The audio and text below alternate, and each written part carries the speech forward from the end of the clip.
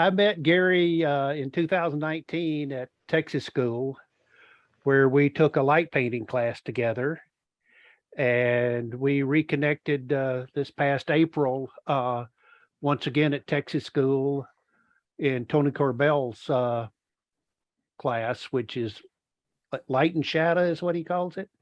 Mm-hmm. Yep. And learned a lot and learned to appreciate the work that Gary's been doing since he took the light painting class. And I asked him if he would be willing to put together a presentation and kind of show us his style, the John Hartman style of light painting, and how you pull all of that together to get it done. Gary, if you want to take over, it would be appreciated. Okay. Well, first off, thank you. I appreciate everyone for inviting me, and this is it's a real honor. Let's see. I'm going to go ahead and share my screen, and let's see. We'll do this one here, and let me know when you can see that. Got it. Okay, I'm going to hit the slideshow. See if that works. How about that one? Got it. Okay, so first off, my name's Gary Rivera. I live here in Albuquerque, New Mexico. As Bill mentioned, we met at Texas School a couple of times, and every year every year outside of COVID, I try to make it out to the Texas School to learn something new or learn something different, and and I guess going back about 4 or 5 years, I first took the John Hartman light painting course. This was not at Texas School. Turns out to be at Tony Corbell Studio, actually, in Oklahoma. So I've been doing this for a little while. I thought a little bit about how to do this talk, and so I thought that maybe the best way to go about it is to start off by giving you a little bit of introduction to myself, and then going through, where I started, and then how I ended up getting to the point of light painting. So the first third or so is, some other images, and then we'll go into the light painting stuff, if that's okay. So I started off in photography back in, in high school in the 80s.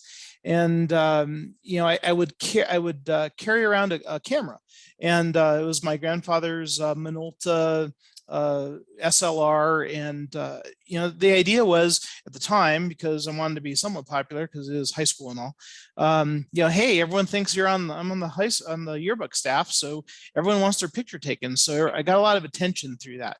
Still couldn't take any pictures. I didn't know what I was doing, could barely handle, wasn't autofocus, barely handle focus in the meter, but it got me started. And moving on, around 1994 or so, I actually bought my first real camera, and started thinking, it's like, okay, now that I have a camera, now what do I do with this thing? And so, everybody loves landscape photography. So I started, jumping into landscape photography, seeing, where, going places, seeing things. And of course, the picture on the screen here, this is Delicate Arch in Utah. This was not early on by any stretch. I learned quite a bit of through traveling, and lots of mistakes. But I also came to realize with a lot of landscape photography, even though it might seem like you're out there alone taking this really lone picture of this really serene landscape, this particular picture, there was about 400 other photographers getting the exact same picture. So it was one of these things. I like hiking, I like being outdoors, and but I started to realize that this isn't really very unique. So I thought, well, hey, let's go try beach photography. So this is a picture out in Destin, Florida. And sure enough, there were no other photographers there. It was a sunrise, 5 in the morning, lots of joggers, and at least several very large birds that wasn't happy I was there. But it's like, this is better, right? It's and again, learning and moving on. This one, this picture here is the barns near Grand Teton National Park. And once again, you start getting into this point of, this isn't the famous barn at Grand Teton. It was one over off to the side, because the famous one at the time, there was a mom tog that was really taking pictures of her family with her cell phone, and would not get away from the barn. And there was another 300 photographers, just screaming at her, please leave, and she wouldn't. And overall, I think that it's been good experience to try different things, and it's like, well, I didn't get the picture that you see in all the magazines, but this one wasn't too bad, and I was pretty happy with it. You'll notice that a lot of these, and this is in the later years of me doing landscapes, these are all HDR in some form or fashion. I really got into the HDR world for a while there, did some really, really bad HDR, and then got a little bit better at it, and kind of progressed. I wouldn't call this very good HDR, but I think that a lot of photographers, myself included, going through the list of topics that you're like, oh, well, maybe it's not landscapes. I'm going to take pictures of churches. And so here in New Mexico, we have lots of old churches. This one happens to be in Colorado. And, just traveling around, take pictures of churches. And you start to realize churches don't all, they're kind of the same, and, churches and cemeteries. That was the other one that I was doing there for a while. Lots of pictures of cemeteries that just wasn't my thing, as it turns out. And then there was this guy. So a number of years ago, I got permission to take this picture. Now, this is an old F4 Phantom, and it sits at Huron Base at Kirtland Air Force Base. It's in a secure area. Had to get kind of special permission to take this picture. And sure enough, it was turned out really well. I really loved this picture. I love the patina on it. And this particular F4 is actually the sister aircraft from a really famous aircraft. And I'm going to go forward one slide. And I don't know if you've ever seen this picture here. This one was taken by a gentleman named Leroy Perea. Leroy Perea was one of the staff photographers here at Sandia National Laboratories. And I started at Sandia in 1989. This particular test took place in 1988. And basically the idea was, hey, we're going to see what happens when we crash this F4 Phantom into a gigantic concrete block. It turns out, and this is why you do testing. This is why we say, if I knew what I was doing, they wouldn't call it research. When this F4 actually hit this big concrete block, they figured that it would sort of accordion up, and turned out the entire plane shattered, and rained aluminum pieces all over the visitors and all sorts of things. But this particular picture this video was taken by Leroy, and Leroy turned out to be one of my mentors. We met in 1989, and he kind of took me under his wing photography wise, and started encouraging me, started trying to get me to do different things and actually learn photography, exposures, and at the time it was film, but he wanted me to learn it. He didn't want me just to be on automatic or program mode. So when I took this picture, got into the computer, started looking at it, and I was like, wow, this really jazzed me. I'm like, you know what I'm going to do now? I'm going to go look for old aircraft all over that I can find, and start this project called Airworthy. And the idea was, aircraft in different forms of disrepair, if you will. And so started traveling, and of course I'm an engineer, and I have to take vacation and such to do it. But sometimes when I'm on travel, I look around and see what's in the area. But started finding places, especially in the Tucson area, lots of old aircraft, fallen apart aircraft, old aircraft hangars that one guy actually works in this thing, and he's probably been working on that plane for 10 years. And I was really enjoying this. This was really a lot of fun.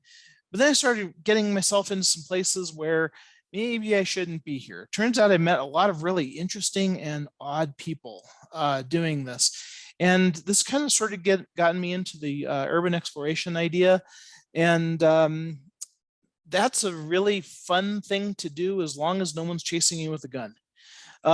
So these were some of the pictures that I was taking at the time, and I've enjoyed them, but I've come to the realization that, maybe this isn't the best thing just from a safety standpoint. This was actually an aircraft that I got into that actually is a flying B-17. Let's see. So naturally, if you're into planes, you might as well be into cars. So started traveling around looking for old cars.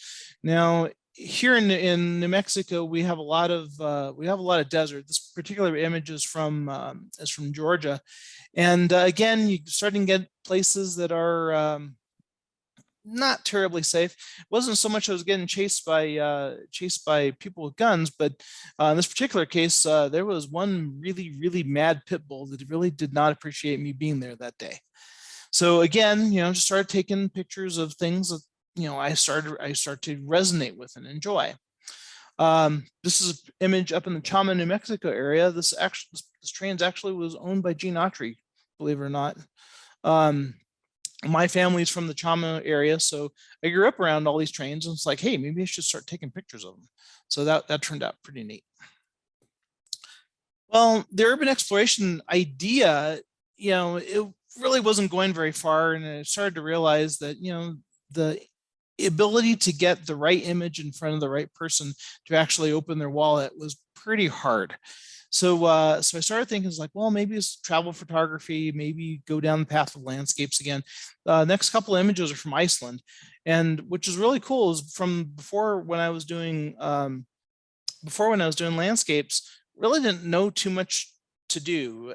Just like, well, I'm here at the mountain and there's a lake and I'll take a picture of it. But now I started doing some kind of off the wall things. Again, this is an HDR, and it was just kind of fun, kind of different. I love this particular picture, mostly because, hey, the color of the ice is just amazing, but that was the actual color of the sky that day in the ocean. It was just, that lasted all of about a minute and a half. And again, realize, right place, right time, fly all the way to Iceland, really hope you get this picture, but maybe not. When I was there, on the way to Iceland, again, thinking projects and thinking, what I really want to do is I really want a picture of a black and white picture of waterfalls with, with nice streaming, creamy water, long exposure, etc. And it really annoyed the group that I was with, because every time we found a waterfall, I'd say, okay, I'll be right there. No, really, I'll be there in a minute. Just take a long exposure. I'll be right, give me time. But I got a few that I enjoy. Again, and almost everything that you're seeing here has been in shows or juried or in some way or another. So, at least someone else liked them too, at least at some point. This is a picture of Skodafoss. It is, it was actually pretty funny. With this particular image, I had taken this picture and I thought about it and I'm like, yeah, it's there. It's kind of, it was fun. It's fun for me looking at it. And it's like, but then Peter Lick, the professional photographer, came out with this exact image. And then I looked at my image and I'm like, my image was just pretty much really close to his. And so again, same, he was there at a different time, of course, but, with a lot of these landscape images, it was, quite frankly, there's a lot of people who take the same image, right? So actually, here's a picture of my wife took of me at the base of Skodafoss to give you just a sense of scale there. So again, looking for different things, I started looking at macro photography, and I really quickly learned macro photography was not my thing. This is actually my wife's favorite picture. We have it here in the house, and she loves it. And every time I look at it, I'm like, man, I never want to do that again. It's a nice picture and all, but it was just not my thing. People photography, I tried that for a while, and pets photography as well. Again, I don't pose well. Bill mentioned that we were taking the light and shadow class, and pose your model. It's like, I don't know how to pose a model. I don't know what to do, how to form them in the right areas. So I just sort of given up on the people photography. This particular image was, although this was at a Dia de los Muertos parade. And this particular image got picked up by the Bernalillo County, chosen, and I won a like $1,000 award for this one. And this one actually hangs in one of the county buildings here in town. And through all of this, I really came to realize that I like taking pictures at night.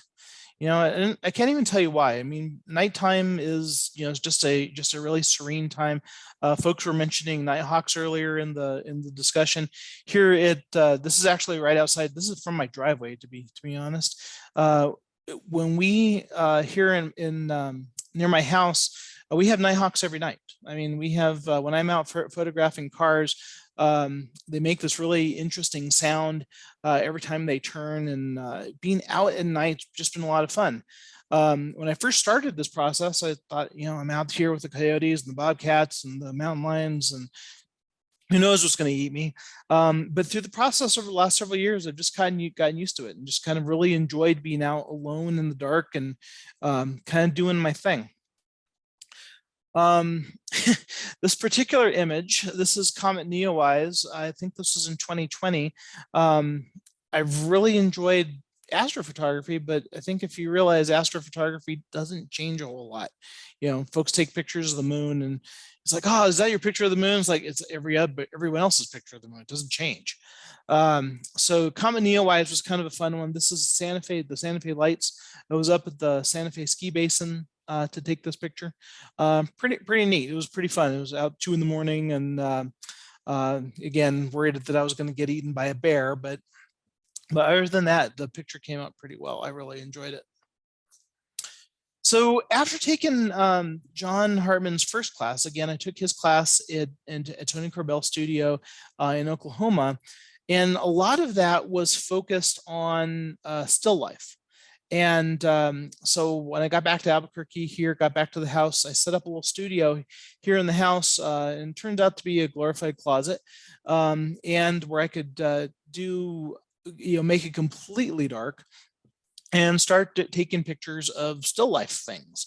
And this is a picture of 3 Enfield rifles, I believe, of a buddy who collects Enfield World War I, World War II rifles. And I started calling on different people saying, hey, what cool things do you have in your garage? Well, between the rifles, the helmet was from my uncle who lived in France for a while. The bayonets were my uncle's that he bought at garage sales when he was in France. People would sell them as tent stakes. So he got a bunch of different bayonets, and so I was able to put together a bunch of different dioramas, both of guns, other things. But again, you start to realize, at least from a selling of these images, putting this picture in front of the right person to go, hey, I'm going to actually, spend some money on this is pretty hard. I mean, it means a lot to the people who contributed to it. The gentleman who lent me the guns, he was really excited about it. My uncle's really excited about it because his stuff's in it. But everyone else is like, it's guns. There you go. So I realized that still lifes probably weren't going to be the thing that I was going to retire on. And then I got into car photography, and I've always loved cars. Cars have been, ever since I was little, I always wanted a Porsche, and I've had several now. Cheap Porsches, old 944s, and I have a first year Boxster that's almost 26 years old now. And so I started looking around and asking people who I knew who had nice cars. It's like, hey, would you mind letting me borrow your car, coming over, and we can do a photograph of your car. And the really cool thing was that a lot of people have mixed feeling or mixed results. So the owner of this particular Lotus, he's like, oh yeah. Pictures are fine. I like driving. I don't really care about too much about the pictures, but he just hands me the keys and it's like, yeah, bring it back in a couple of weeks. And so, you get a Lotus for a couple of weeks, and I asked him, it's like, I'm just going to drive it to my house. I'll be in the garage. And he's like, no, drive it, take it to work, dude. The car's there to be enjoyed. And this is one of the really fun things about really, really rich people is that, it's a car, it can be replaced. So through the course of this this process in building my portfolio, I've met a number of friends or individuals through friends and friends of mine that have either wanted to really take part in the process of photographing their cars, and other times they're just like, hand me the keys and let me go with it. So this is a Lowe's Savora, and one of the things that I've been doing over the course of this last 25 years of photography is starting to come up with, well, what's my style? And I think that if those who do portraits, they have their own style.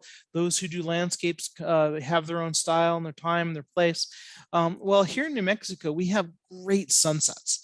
And one of the things I decided to do when I started this car photography is that, you know what, my studio is going to be an outdoor sunset.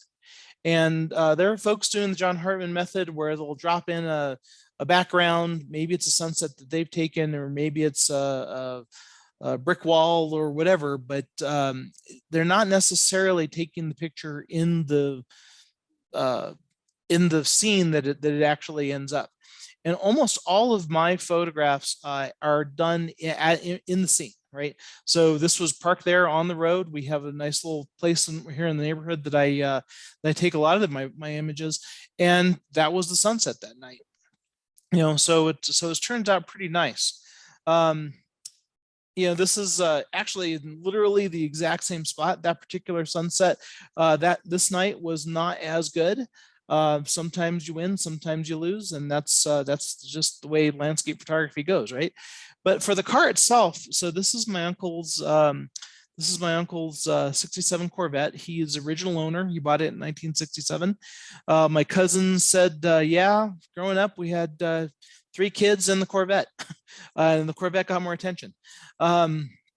So he's redone it a couple times, repainted it himself. And so once again, he said, yeah, take the car and enjoy it. And, you know, just let me know when you're done with it. So one of the things I really loved about the Corvette and the Corvette lines was that it gives really nice highlights. You can see lots of the, you know, basically really crisp lines give some pretty interesting highlights. So again, working on contacts, you know, this was, so my uncle was the fire chief up in the Chama, New Mexico. And I asked him, hey, could just help me set up a photo shoot with one of your fire engines. And so he made a couple phone calls, and the new fire chief came out, and it, it was actually, this particular one was really fun because it was a town gathering. You know, we set it up, and I had probably 40 or 50 people watching me take these pictures, because nothing else happens in Chama, quite frankly. Richard Cardito Gallegos was my cousin. He passed away a number of years ago. They named he was one of the firefighters there, and they named the fire station after him. My uncle just passed away this last year. At 92, I think he was, but this was one of his favorite pictures that he got to take part in. Yeah, I'm going to go back one of these days, and they have a set of old fire trucks. They have, I think, 4 fire trucks. This is the brand new one, and but they go all the way back to the 60s. It was a Porsche 356. Again, an amazing sunset that night. You know, you can't plan these things. You kind of hope. That's the best I can do.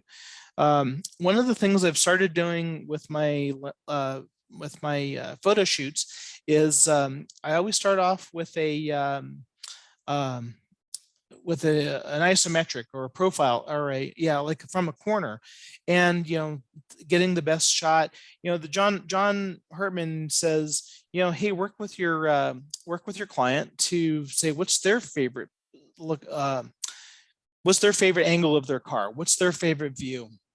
And to be quite honest, that can be incredibly frustrating, because there have been a few times I've worked with a client who's like, this is my favorite view, and I look at it and I was like, oh my God, this is horrible. But they're the one paying for the picture. So in the grand scheme of things, I go with what they with what they asked me to do. Again, this is one of those that I was just handed the keys and got to drive this 356 for a couple of weeks, and it was quite fun. This particular one, again, original owners, 1968 Camaro, that literally was the sunset from his driveway that night. He just loved this. I mean, he sat out with, he and his wife sat out, and they watched as I did the pictures, and just really had a lot of fun with it. I ended up doing another one right next to it. I brought the 67 Corvette up and did a side by side with those two, and the owner bought both of them. He's like, "Oh, this is great. I mean, this is my car and someone else's car, and we'll just all buy that one too." And so those are hanging up in his living room. This image, again, I mean, word starts getting out once you start get posting images and showing people what you can do. This was actually my first 944. Actually, this was my second 944. The first one caught fire, but this is my second 944. I sold it a number of years ago, and out of the blue, the owner calls me up and says, "Hey, I hear you're taking pictures of cars." And I said, "Yeah, I'm doing this really interesting light painting thing. It's different. It's not your normal thing." He's like, "Hey, I want you to do a picture of the 944, and I'll bring it up." Again, handed me the keys. I ended up keeping it for a month. It was nice and nostalgic since I used to own it. But it was a lot of fun just taking pictures of both his car and my car at the same time, because they were the same car. Started doing planes. Actually, when I say started doing planes, I've done a plane. I have a number of planes lined up for the rest of the summer. And opportunity cost is really important. This particular image I took for a gentleman who was a Southwest Airlines pilot. And shortly after we took this picture, COVID happened. And shortly after COVID started, he decided he was moving to Florida. So, if I was said, "Hey, we can do it after COVID, or we could do it, in a few weeks or a few months or a few years," those opportunities go. I had lined up a bird dog, an old 1950s military looking aircraft, to do this summer, and I just got a phone call a couple days ago from the owner, actually from a friend of the owner, who said, "Oh, by the way, that he crashed the plane. Everybody walked away, but the plane is no more." So it's not a matter of yeah, we can do it next year or next week or next month. It's when you get the opportunity, get it done. This was sort of a fun one. This was an old 1968. This is an old 1968 Volkswagen bus. You'll notice I call this one Flower Power. I didn't plan the lightning strike, and that it did actually happen, believe it or not. Of course, it didn't hit the Volkswagen. That happened way off in the distance. But that picture, a lot of people accuse me, and it's like, "You photoshopped that," and I'm like, "No, it happened," and it was actually a really fortuitous event that it came about. And of course, everybody overdoes it sometimes. This is a Aston Martin that I really pump the saturation on the sky. Obviously, that's not the kind of skies you really get in real life. But the owner loved it. The owner just really thought this really pops. So at this point, after showing you kind of where I've been and what I'm doing, and I guess now is the how. And Bill asked me to show how I do my process. And so I took this picture literally earlier today. I've never actually bothered to inventory my stuff, but these are some of the tools I end up using when I go out on a light painting Photoshop or photo shoot. Now, of course, you have to have a tripod. It's got to be really sturdy. I carry sandbags with me to make sure that the tripod does not move, the camera does not move. And then right below the tripod there, you'll see this is a painter's pole, just your standard everyday, extendable painter's pole. It's got a special adapter that hooks onto the lighting, hooks on the lights. So I can extend that, and I can start using that as a getting those really big lights really, really high. Up on top there is a couple of wand lights. The one to the left, it's right above the computer. That's the one light I was really using for a while. When I first started in this light painting process, I thought, I'm going to try to save a little bit of money. That's a young duo, just LED panel, LED light wand. It was less than $100. It was a good starting point. But at some point, someone really convinced me, you got to try the Godox. And so the one over to the right with the barn doors, that's the Godox light wand. That is a fantastic light. That's my go-to light nowadays. I use that quite a bit. It's pretty heavy, and unfortunately doesn't fit in my rolling kit case. You can see it, the size of it next to the tripod, but it is worth the effort. It is a really good light. Of course, you'll see the white balance gray card. Every light that I use has a different white balance. Sometimes you can set the white balance to, I set it to 5500K, but others you can't. And others I just frankly don't trust. Even though it says 5500K, it's maybe it's just off. And when you're doing with this light painting where you're doing lots and lots of images and you're putting them together in the computer, and I'll show that in just a bit, it's really important that everything has the right light white balance. So every time I start use a new light, I put the white balance gray card there. And so I can make sure that I can normalize all of my images. And on average, I will take probably 150 images, and of those 150 images, I'll use probably 30 or 40, maybe even 50 of those images, using the different lights to basically assemble the final image. So the white balance card is really important. There are some specialized lights, using a little tiny flashlight for fine detail. That light disc, that was, I'm not sure who made that, but it's a really neat little light disc. It has a really nice diffuse light. And of course, the big LED panels. The big LED panels are kind of I won't say they're quite the bread and butter, but they are certainly at least the bread. I always start off with the big LED panel to really get the scene, really start to work in which highlights I'm trying to get, and do a lot of my big areas with the light panels. One of the things that you'll notice, I have two light panels. One's a little bit bigger than the other. I use the blue one almost exclusively now. But whenever I'm on site, whenever I show up to a photo shoot, I always have backups. I always have, two light wands, for instance. I always have two LED panels, etc. Because if I'm on site and the owner's there and they're paying for a picture, or they're paying me to take their picture, I can't go, oh, this thing I brought doesn't work. I guess maybe we can do it tomorrow. It doesn't go over well, right? Especially, these are type A personalities. These are the guys who are driving $400,000 cars. So you can't, so I have doubles and triples of almost everything. Everything is battery powered.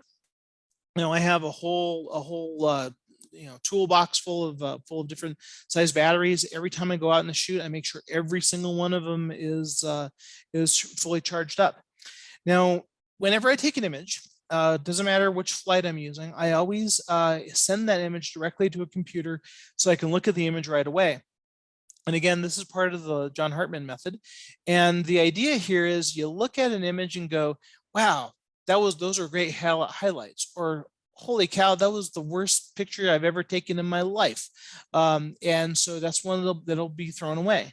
So you always look at it I always look at it on the computer there. Now I started off, when I first started this, just on it wasn't even an iPad. It was like an off-brand iPad, if that's even possible. And it was, the pictures, the screen was too small. So I've gone to a 14-inch laptop that actually works really quite well. So this is a video, and let's see, hopefully the video will work within Teams, or I do Teams within Zoom. So I'm gonna hit play here, and let me know if it's working.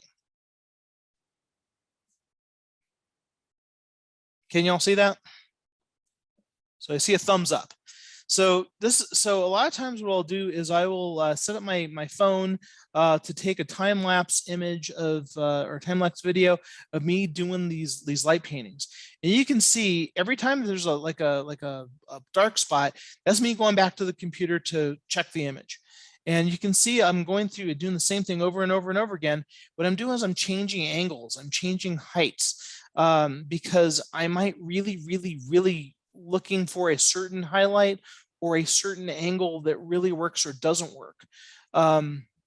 So it's a process, and on any given photo shoot, this is of course an isometric.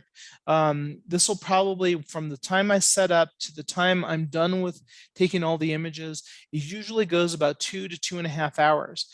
As I mentioned before, I will often turn right around and do a profile shot because, again, when I'm working with the the client, my goal is, not is to have more than one shot.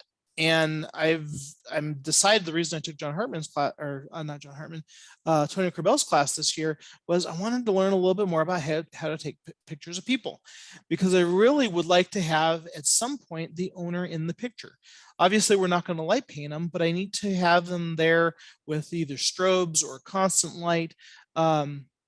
And so I would assemble them in with the light painting. So between the isometric with the person with the owner in the picture, and then the profile shot, hopefully I might be able to sell them 3 images instead of 2, or instead of 1 or 2. Oops, let me see if I can advance this. There we go. So this is the image that all that light painting produced. So obviously there were a bunch of different exposures in there. So typically my exposure is right around 8 to 10 seconds. It depends on the size of the car and the length of the amount of walking I end up having to do.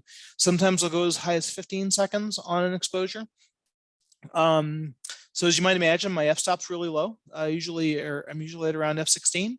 And 8-second exposures, and my ISO is really low. I typically shoot at 100 or 50 or 80, depending on what I can get away with, because I'm trying to get as little noise in this image as possible. And by the way, this particular Aston Martin is the most fun car I've ever driven. This is just this. Again, owner's like, here's the keys, try not to hit anything. Gosh, second gear, you can spin the tires. It's just crazy. So this is that same car, and as I mentioned, doing the profile shot. Now I do have a version of this with a profile with the trees and the sky in the background.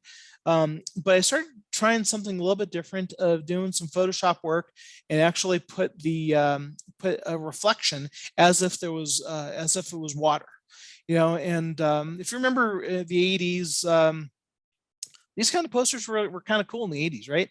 And again, it's just one more product that I can put in front of the owner to go, oh, maybe you'll buy this one too, right? So it's a little bit of extra effort and a little bit of extra work, but the more things I can do, the more images I can put in front of them, the more likely are they're going to buy 1, 2, 3, or 4 rather than just the one. And then there are some experiments. Yeah, this is a Bullet Mustang, I was trying something new. I was doing a lot some astrophotography. I was trying to get into the Lincoln Harrison method for light trails or star trails, and I tried this. I don't know that it works very well, but it was kind of fun to do, if nothing else. And of course, here's old blue one more time. This particular image has gotten a lot of attention. I wasn't going to sell it to my uncle. This was actually a gift to him for all that he's done for me over the years. And then here's the Bentley. And so I'm going to talk a little bit about this one. In fact, I'm going to go into the Photoshop on this one.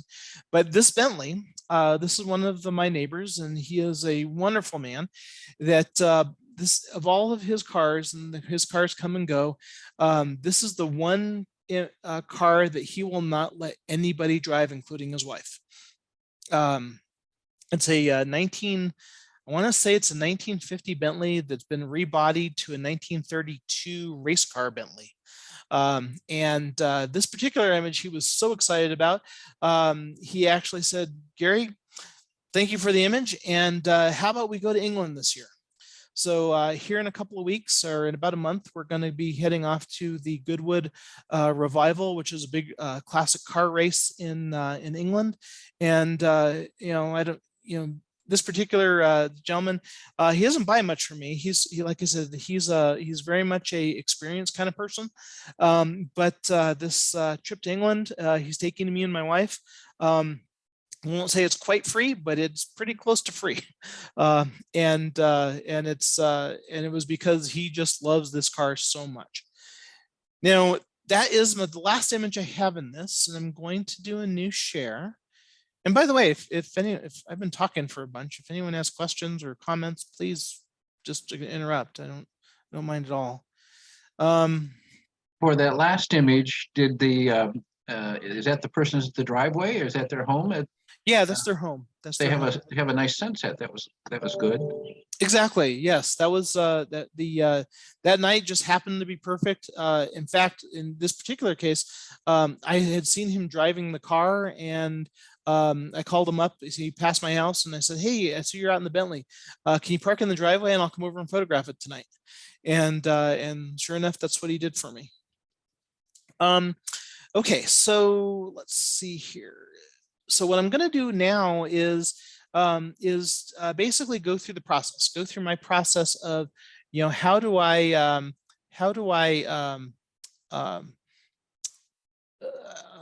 me see here. I'm going to move this over. I'm working on my window here. So this is the process of how you put things together in Photoshop. So I start off with a base image. Now, this base image you're actually never going to see again, because what we do is we say, okay, here's the base image. This just starts the process. I'm going to actually turn it completely black, and from here at this point, I'm going to start assembling different pieces. So what I'll do is I'll pull up the picture, whatever picture that I've taken, and I will basically make a great big selection around that picture. And then on using the Wacom tablet, or I have actually one of those, on those Dell. I think it's actually made by Wacom, but it's actually a screen where you draw with a pen on the screen. And so it's a painting process where I say, you know what, I'm going to start off with this really base image of the car. So this is one single pass, probably with that blue LED. And then I'm going to start adding to it. You'll notice that, the back tire is pretty dark. So I'll find the image that I took a good image of that back tire. So, okay, I paint that in, literally with a paintbrush in Photoshop, I'm painting that in. Next image is like, okay, well, now I need to get those footrests. Again, this is what the base image started off as. This is what the image is. And I'll literally go in, I'm not sure if you can see my mouse there, but I'll literally go in with a paintbrush and paint in little tiny bits of the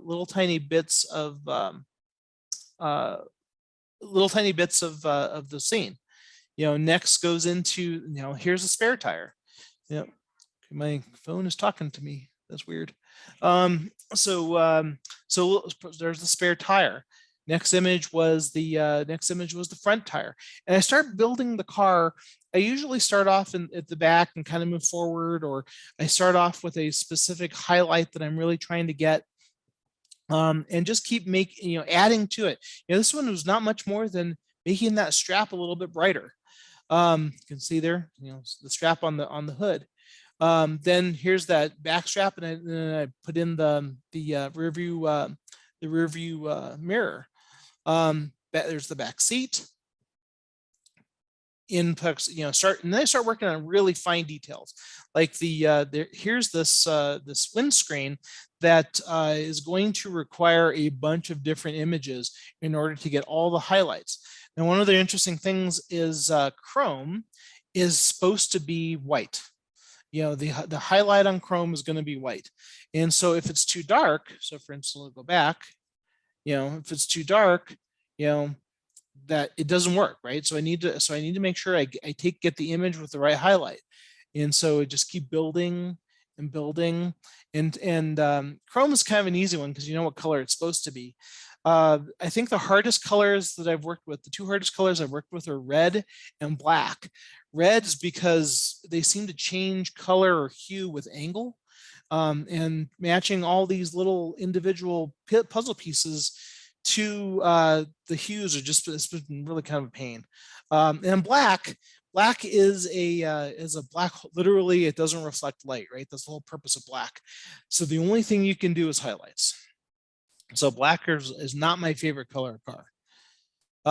Worked on the grill there. And it's a good practice to make sure that I name each layer, because it's like, oh, did I get the bumper or not? Oh, I can click on bumper and realize there it is.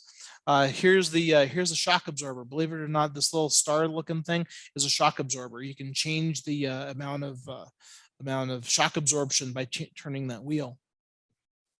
Here's the left highlight. Oh, that's really bright. I don't know if I like that or not, but I'm gonna leave it for the moment. Put in the license plate. Then I started getting lazy and I said, oh, with this particular image, I stopped naming my layers. This particular layer 11, is basically, this little Bentley badge right in front. It's just a tiny detail, but it makes the image when all is said and done. And it's almost like the sum of all the images are greater than just the sum itself. So keep moving on. I did some headlights there. Put in the lug nut, etc. Now I'm going all these little teeny tiny details. There's another highlights there. And I looked at this and I said, you know what? I really didn't like that headlight. So I'm going to go back down to the left headlight and say, I don't want that. That looks better, right? And the other half of that is, I'll be honest, I may have forgotten to do the headlight on the other side. So if I don't have that image, I can't fake it. So, or at least it's very hard to fake it. So I decided, you know what? I don't think it needs it. And I get to be the artist here. And frankly, no one's going to know that I did it differently, right? So, I take that left headlight out. Then I start working on the background. And it's like, oh, well, here's the background, but it's not quite there. So I do it again. Oh, now it's a little bit brighter, right? And so all these layers are in lighten mode. And so I get sometimes multiplication of light, so it gets a little bit lighter. Next image here was, I said, hey, wait a second, that fender really, that right fender really isn't very bright, or it's kind of boring, right? So I went and found the image that I had a highlight on it, and I just painted that one little bit in. And then getting near the end, and said, okay, here's my final image, but it's not really my final image because there's all this other junk in here. You can see there's grass there's grass in the driveway.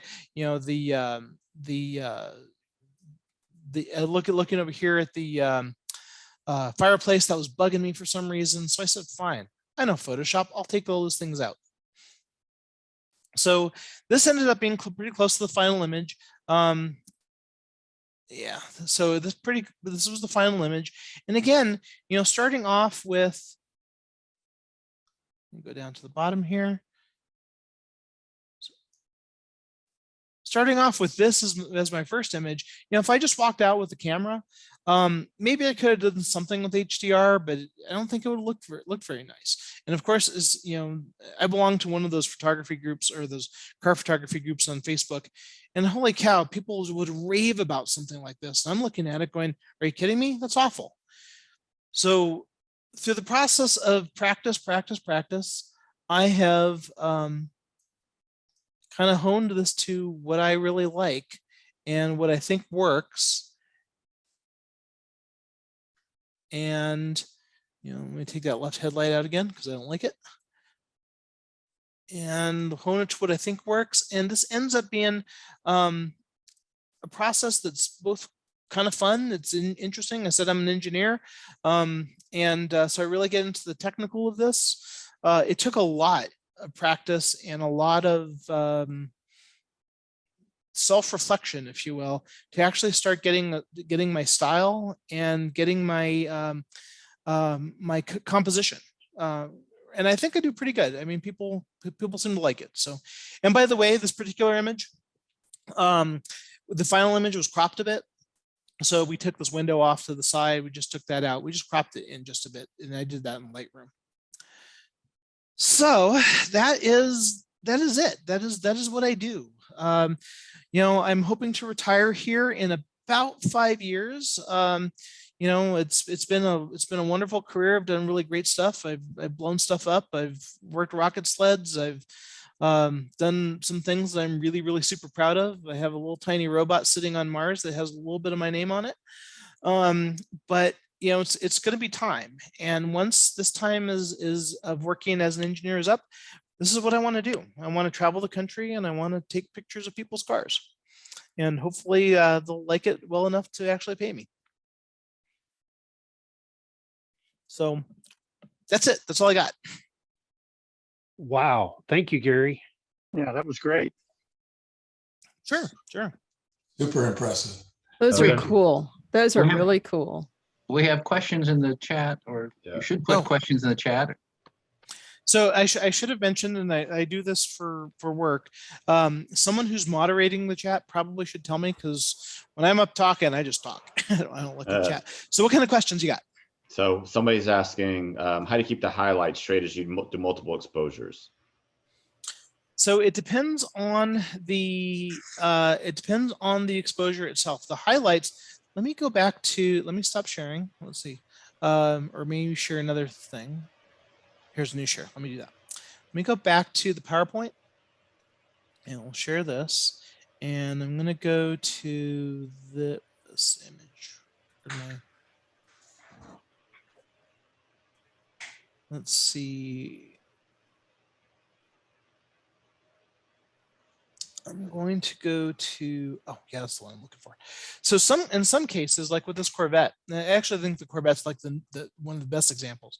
You know, you can really work the angles of your lights to almost get no highlights. You can see here that there's some sort of muted highlights in some of the creases, but generally speaking, there's no real lights on this one. But taking that same Corvette and looking at there, so you see here on the fenders, both front fender and the rear fender, you get that Z white highlight. I got to be honest with you, I worked my butt off to try to get that Z. So basically, what I would do with the highlights is I would go, I'd take a pass using one of the lights, and I'd look at it on the computer and I go, gosh, that wasn't the highlight I was looking for. I'm going to change the angle, change the height, change the distance. So if you think about that volume of things you can do, there's a whole lot of ways to control and manipulate the highlight straight in the camera without actually doing any sort of something in Photoshop. Again, highlights really need to be white. So that's how I do it. There are others that use this technique that do some Photoshopping, if you will, to enhance or control their highlights. I don't do that, and I'll be honest, mostly because I'm lazy. I'd just rather get it right in the camera the first time. Does that answer the question? Okay, next question. Other question was, I mean, yeah, the tripod's not moving. I can answer that one. That's correct. Yeah, and then the only time I move the tripod, well, actually, there's a couple of really interesting things with that. The only time I move the tripod is when I change scenes, so I'm going from isometric to a profile. But also, it's really important in the tripod. Once the camera's set up on the tripod, it can't move, right? But with a lot of our modern lenses, we have vibration reduction. and other mechanisms such that it says, hey, I sense that the camera's vibrated, so the lens is actually going to move for you. Right. And I've come to find that, I'll put an image in and I'm like, why isn't this lining up? And most likely what it was is because the camera felt a little gust of wind, or maybe it was an earthquake or whatever it was, and it just indexed it off just slightly. What's good is that I can typically handle that in Photoshop by just moving the layer. But generally speaking, I try not to have anything move during my photo shoot. I shoot cars a lot too, and the first time I was doing that I noticed that I had an issue with VR or IS, whatever they call it. We were shooting a $13 million McLaren. Ooh, and nice. And 4 of my images, like they didn't line up, and it took me like a week to figure out what had happened. The VR was shifting it a couple pixels up and down between each shot. That was a very expensive mistake. Yeah, and once you figure it out, at least but even what I've found is, even with the vibration reduction off, there have been times where I'm like, why is this image off? I don't know why it's off. And the next image is right back on. Yeah. There have been some odd things that have happened in the computer, in the camera, in the something that sometimes just can't control. Use vintage lenses. Exactly. Well, and keep the 850. Well, yeah, a lot of the new camera bodies have, IS and body, and so you have to be careful to turn that off as well. Exactly. Well, what's your normal output, right? You talked about buying and selling. What output do the clients get? So what I've chosen to do in this early stages of my photography career, if you will, is I'm really trying to build a portfolio. My goal is to shoot 100 cars in 5 years. COVID has not helped with that, and basically to build this portfolio. So then when someone with a lot of money, hopefully they have a lot of money, comes to me and says, hey, that's a really cool picture or technique, I'd like you to do my car, I can show them these are examples of my work, and B, this is my style. There's several people doing this, right? And what I'd like to do is I like to say, I have a different style than these other folks. And if you like the other folks' style better, go with them because they're very good. But I'd like them to see what my style is. So instead of charging a sitting fee or a photography fee, if you will, I've been just basically waiving that for now. Once I start this for real, I'm going to actually be charging somewhere under $1,000 for the actual photography fee, because ultimately what this comes down to is I'm going to spend pretty close to 4 to 6 hours setting up the shoot, and that's phone calls and finding where a good place locations are, checking the weather to make sure it's not going to rain, or we might get a good sunset or whatever. And then there's the photo shoot itself, which is usually about a 4-hour process. So now I'm like 10 hours into this. And then getting into the computer is usually another 6 to 10 hours, depending on the complexity. Sometimes it goes pretty quick, and sometimes it goes really, really poorly. So all of a sudden you start to realize, wow, I'm 16 hours into this. I can't charge them $50 because that just doesn't make any sense. At that point, it's just hobby. So what I've done is to say, once I charge a sitting fee, it'll be somewhere south of $1,000. And for that, what they're going to get is one picture that they can use. It's the picture that they like the best, or I'll call it the version that they like the best, that they can put on any social media. They can put it on their laptop. They can be a background screen. It's going to look great on any screen. It's just not going to be it's not printable, right? We all know that you need resolution in order to print. So my goal is at that point is to go, okay, where do you want to put this picture? I'd like you. And so a lot of folks are saying the garage, I think this can go very nicely over the fireplace.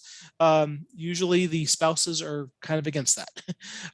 So what I've done is started, saying, okay, this is the size you're going to want over the fireplace. And typically speaking, it's this sort of the standard, 2x the 2x printing cost, 5x framing cost kind of thing. A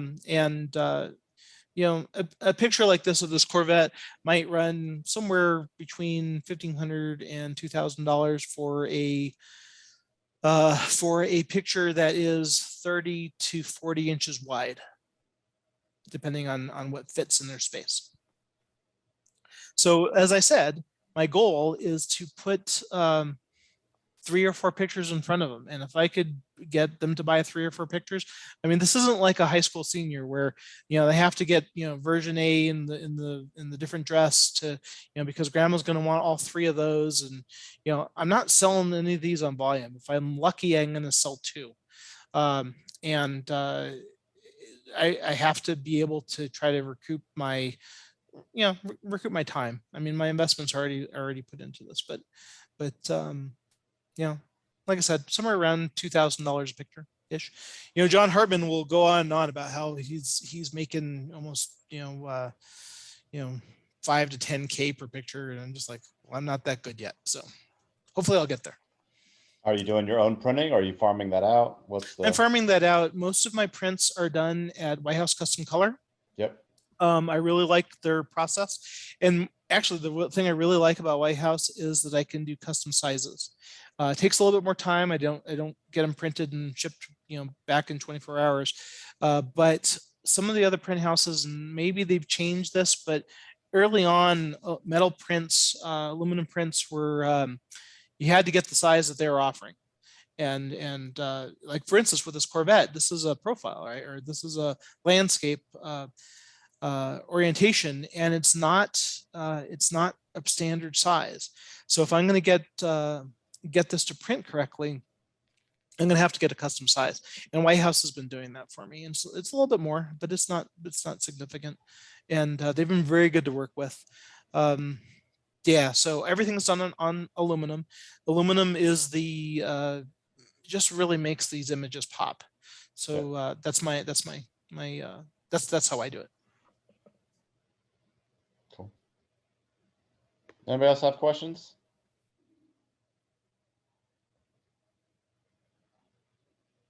Yeah, I wanted to know what you meant by isometric. So this is so basically at an angle. So let's see. So this Corvette here, that's my profile picture, right? So the ISO shot is some sort of angle, might be a little bit higher, might be a little bit lower, but you can see the grille, you can see the side of the car. Sometimes you can see a little bit of the top, depending on how tall it is. This Bentley is really tall, as it turns out. So this is my isometric shot, and this would be my profile shot. Okay, thank you. The term comes from mechanical drawing. Okay.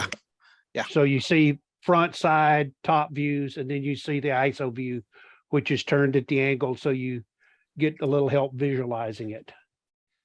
Thank you. I would love to say that I am first and foremost a photographer, but in reality, I'm first and foremost an engineer. I've been doing this for 33 years, and much like Bill's talking about retirement, and I look so forward to retirement. When that day comes, it's going to be difficult for me to go from engineer mode to artist mode.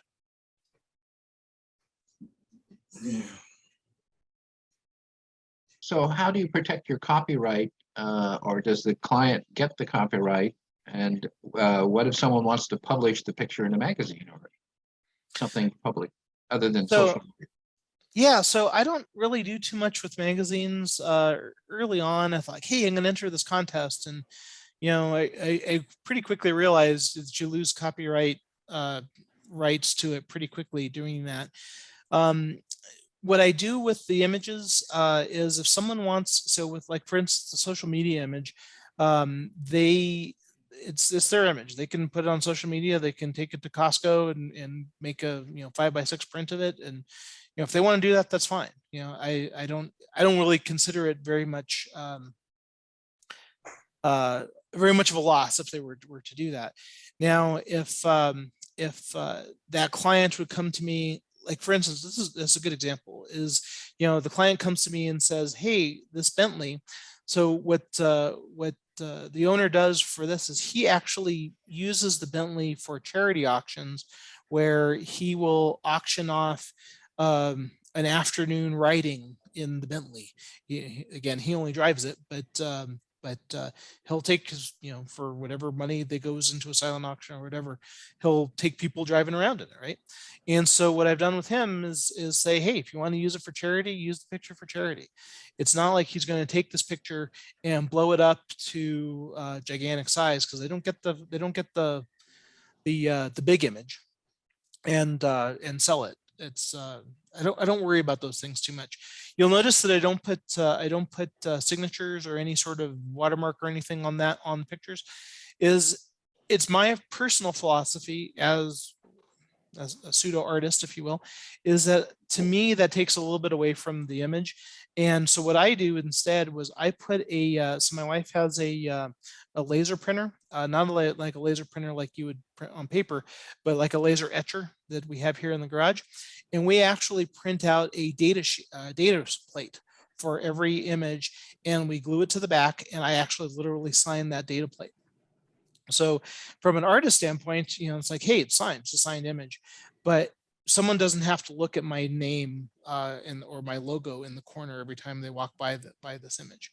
Now, people have different opinions about that, and I certainly respect it.